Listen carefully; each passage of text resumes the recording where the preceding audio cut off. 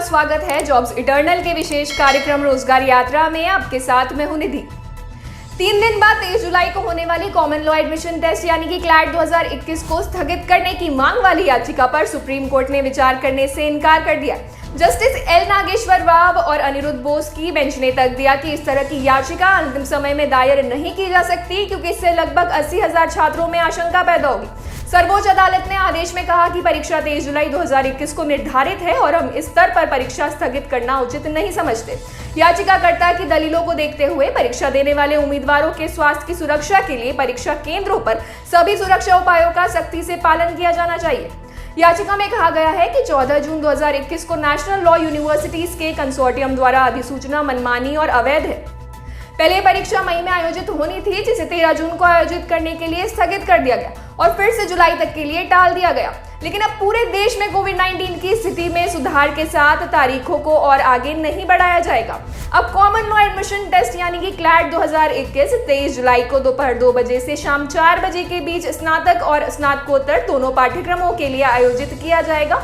यह पेन और paper mode में आयोजित किया जाता है। आपको बता दें, क्लैट देश भर के 22 राष्ट्रीय विधि विश्वविद्यालयों द्वारा प्रस्तावित स्नातक और स्नातकोत्तर कानून कार्यक्रमों में प्रवेश के लिए एक राष्ट्रीय स्तर की प्रवेश परीक्षा है।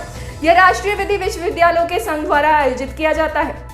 अगली खबर में बात करते हैं मनीष सिसोदिया पर लगाए गए 5 करोड़ के जुर्माने की। दरअसल दिल्ली के उप मुख्यमंत्री और शिक्षा मंत्री मनीष सिसोदिया द्वारा प्राइवेट स्कूलों को लेकर बयान जारी करने के बाद से उनकी परेशानियां बढ़ गई हैं। एनुअल फीस और डेवलपमेंट फीस जमा करने को लेकर शिक्षा मंत्री ने बयान दिया था कि जो पेरेंट्स फीस जमा नहीं कर सके वे प्राइवेट स्कूल से बिना ट्रांसफर सर्टिफिकेट लिए अपने बच्चों का दाखिला सरकारी स्कूल्स में करा लें। अब यही बयान उनके लिए महंगा साबित होने वाला है। दरअसल नेशनल इंडिपेंडेंट स्कूल्स अलायंस यानी कि नीसा ने शिक्षा मंत्री के बयान को सुप्रीम कोर्ट और हाई कोर्ट के आदेशों की अवहेलना मानते हुए 5 करोड़ रुपए के मानहानि का लीगल नोटिस भेज दिया।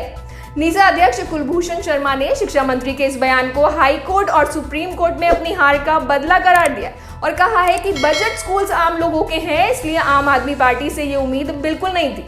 दरअसल हाल ही में दिल्ली हाई कोर्ट और सुप्रीम कोर्ट ने दिल्ली के तमाम प्राइवेट स्कूलों को स्टूडेंट्स के पेरेंट्स से कोविड और लॉकडाउन के दौरान स्कूल्स की एनुअल फीस और डेवलपमेंट चार्ज लेने की मंजूरी दी थी।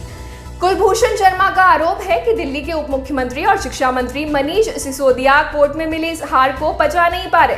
उन्होंने बदले की भावना के तहत गलत बयान दिए, जिससे प्राइवेट स्कूलों को काफी दिक्कतों का सामना करना पड़ रहा है। इसलिए नीसा ने उन्हें 5 करोड़ रुपए का मानहानि का लीगल नोटिस भेजा है। शिक्षा मंत्री ने अपना बयान वापस नहीं लिया तो उन पर जल्द ही इस नोटिस के तहत मानहानि का दावा भी किया जाएगा।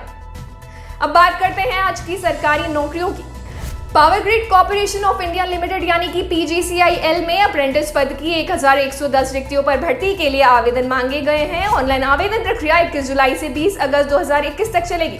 बात करें शैक्षणिक योग्यता की तो ITI इलेक्ट्रिकल के लिए इलेक्ट्रिकल में ITI, डिप्लोमा इलेक्ट्रिकल और सिविल के लिए इलेक्ट्रिकल इंजीनियरिंग और सिविल इंजीनियरिंग में diploma, graduate in civil electrical electronics telecommunication और कंप्यूटर साइंस के लिए संबंधित ट्रेड में BE, BTech या BSc, HR एग्जीक्यूटिव के लिए HR में MBA या MSW अथवा पर्सनल मैनेजमेंट में पोस्ट ग्रेजुएट डिप्लोमा या पर्सनल मैनेजमेंट और इंडस्ट्रियल रिलेशन में 2 वर्ष का फुल टाइम कोर्स किया होना अनिवार्य है। आपको बता दें, आवेदक की न्यूनतम आयु 18 वर्ष होना जरूरी है। वहीं चयनित हुए उम्मीदवारों को 11,000 से 15,000 रुपए का मासिक वेतनमान दिया जाएगा।